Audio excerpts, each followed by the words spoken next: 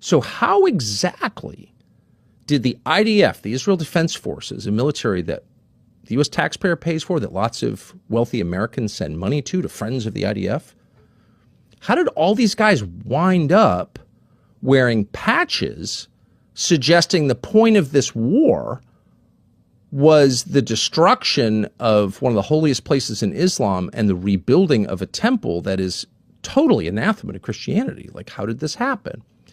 Well, there are a lot of ways it happened. The main way it happened is because no one in the United States noticed, because it's such a secular place. And as noted, we have eyes but can't see and ears and can't hear. But this has been going on a long time in public through, in part, the efforts of a group called Chabad, Chabad.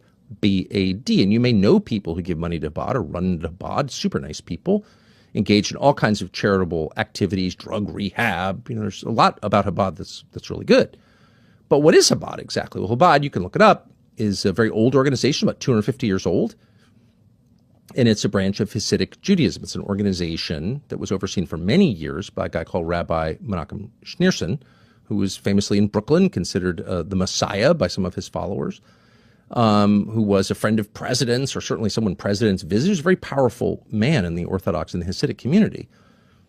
And he was the overseer of Chabad, which predated him and outlasted him, but he was its most visible ambassador.